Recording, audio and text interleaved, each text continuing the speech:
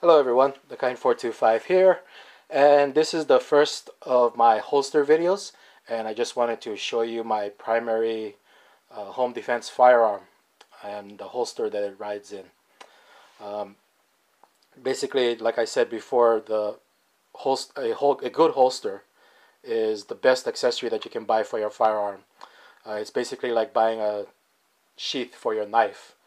Um, I think it's that important. Right now, this one, uh, it's this firearm is loaded, and there's one bullet in the chamber, so I feel confident carrying around with the holster, with it holstered. The few things that I look for when I purchase a holster is the material, the type it is, depending on what you're going to be using it for. There's different types of materials. There's Kydex, there's leather, there's Kydex leather hybrids, there's nylon.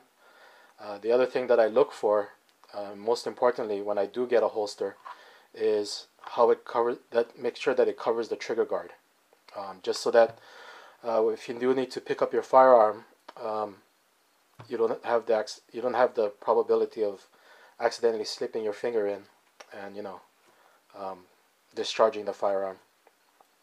Another thing to look for is make sure that the sights that the holster can accommodate your sights. Sometimes what some people do is change the sights on their firearms, and they find out that they're unable to use the holster that they purchase because the sights are either too long. So that's another thing to look for. And also retention. There's different types of retentions on the holsters. There's loops that can go around the grips. There's trigger locks like the Black Hawk Serpas that retain the holsters. And then there's holsters like this, which is friction locks, which pretty much holds it in place. As you can see, it's not going anywhere. Another type is on the Kydex. There's molded to the frame itself, so that retains the firearm. Before I tell you which holster this one is, let me just clear the firearm itself.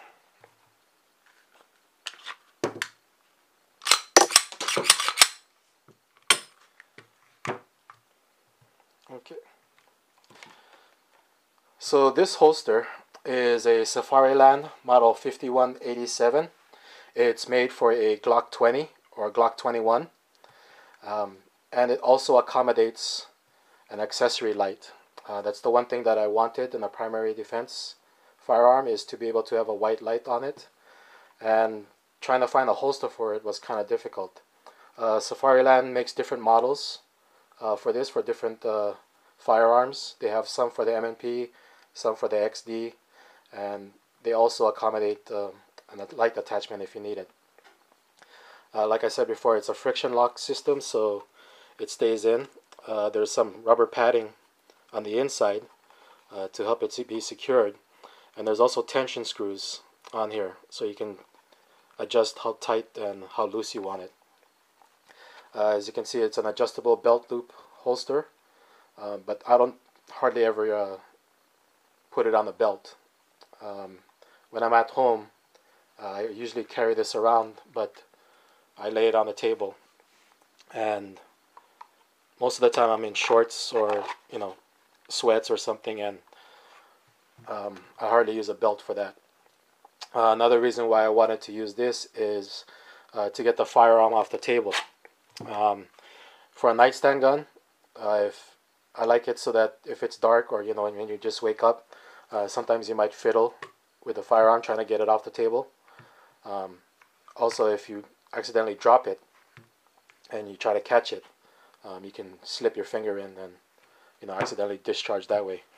The reason why I like having it holstered, is that it keeps it leveled off of the table, so you can get to it easily.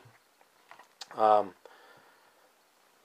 I'm out of the house, I usually just put this in the safe, holstered, with a round chambered, so I don't have to worry about it.